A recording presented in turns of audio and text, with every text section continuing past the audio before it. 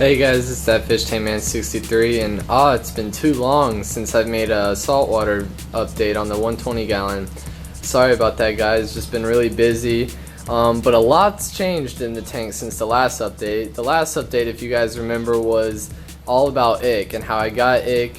Everything died. I mean, the only thing that lived was one clown and one chromis and a yellow watchman goby. That was it. So as you can see now, though, there's a lot more fish and we had to replace them. And so the fish we got now, we have a school of chromis of about 5 or 6, and then 2 blue-eyed Anthias and the 2 clowns. Here's the big one. He was the one that survived the ick, and then we got a little small one. And then we got another Kole Tang and a yellow tang. The yellow tang's a lot smaller than the one we originally had. And the 6-line wrasse, he survived too. So those about 4 fish that survived out of a lot. And then we also got a flame. He's very skittish and hides a lot. He'll just poke his head out around, show off for a second, and then go back in. But I mean, he's really pretty, looks great. And so enough of fish, we've actually added a lot of corals too. Like in the last video, there was not one coral. And we've been adding them in over the last about month. And here's a hairy mushroom coral, that's looking good. A torch, he's really looking good. Like, we've had all these corals for a while now, I just haven't made a video. And sorry about that, I'm gonna make videos more frequently now. And then here's a little zoo. I mean, everything is kind of little frags, and they'll grow to the tank. Then like there's a trumpet, yellow Star Polyp is looking cool. And then here is the big Frogspawn. It's actually not at its biggest point yet. Like, I'll put in another clip right now of what it looks like when it's really big. And that's looking really good since we got it. The war coral, and then the bubble gum.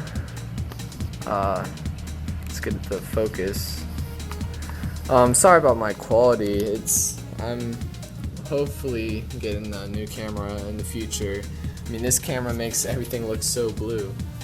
Then here was our first SPS, and it's a blue Tork, I think. And then we got 2 other SPSs, so now we have 3.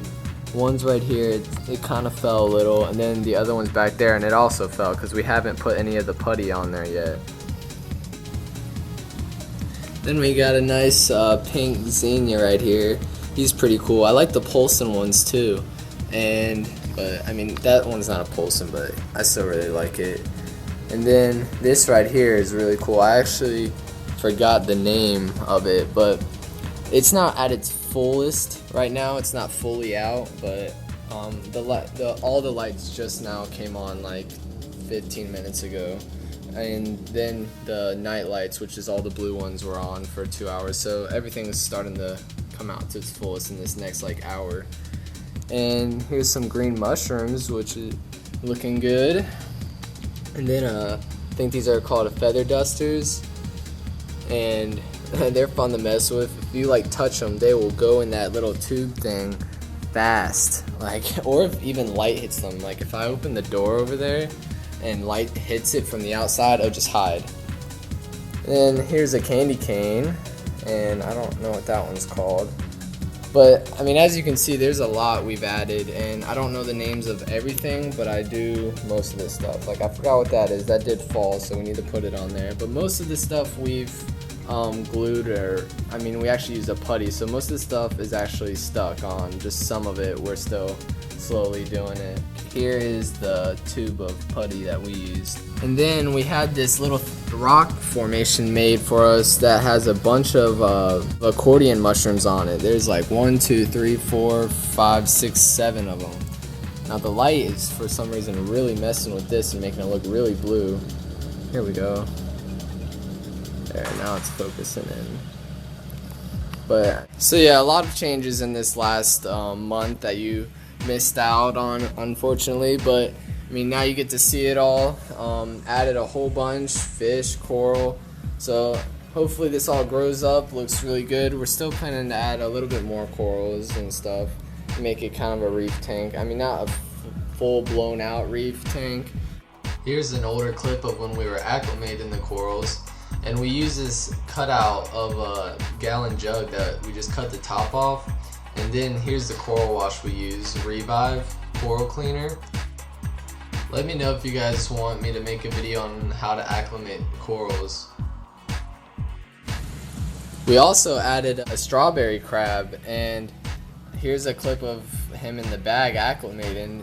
But I mean, he's still alive because we see him late at night, like really late, after all the lights are off, and then you can see him. He normally is by this SPS right here, and if we like shine a little light, we'll see him for a split second, then he'll just hide. So he's very nocturnal.